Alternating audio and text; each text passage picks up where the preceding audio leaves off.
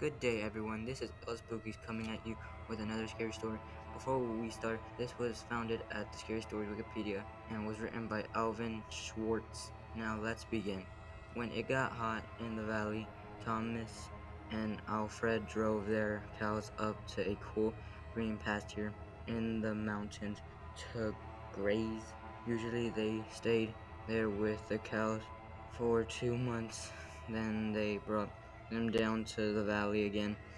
The work was easy enough, but oh, it was boring. All day the two men tended their cows. At night they went back to the tiny hut where they lived.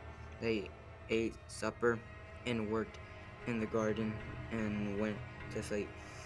It always looked the same.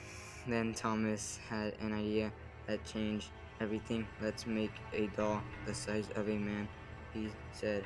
It would be fun to make, and we could put it in the garden to scare the birds. It should look nice, Harold, Alfred said. Harold was a farmer they both hated. They made a doll out of old sacks stuffed with straw. They gave it a pointy nose like Harold's and tiny eyes like his. Then they added dark hair and a twisted frond. Of course, they also gave it Harold's name. Each morning on the way to the pasture, they tied Harold to a pole in the garden to scare away the birds. Each night they brought him inside so that he wouldn't get ruined if it rained. When they were feeling playful, they would talk to him.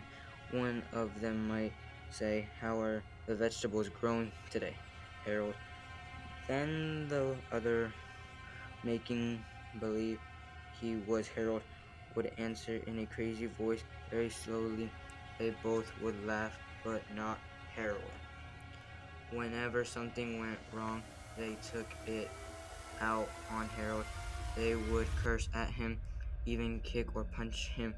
Sometimes one of them would take the food they were eating, which they both were sick of, and smear it on the doll's face.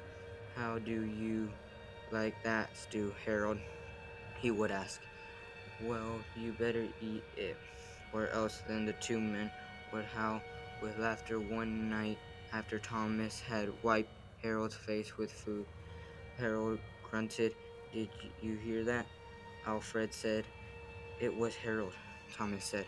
"I was watching him when it happened. I can't believe it. How could he grunt?" Alfred asked. "He's just a sack of straw. It's not possible. Let's throw him in the fire," Thomas said. "And that will be that." "Let's not do anything stupid," said Alfred. "We don't know what's going on. When he moves the cows down, we'll leave him behind.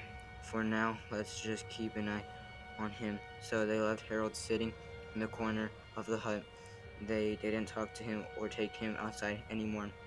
Now and then the dog grunted, but that was all. After a few days, they decided there was nothing to be afraid of. Maybe a mouse or some insects have gotten inside Harold and were making those sounds.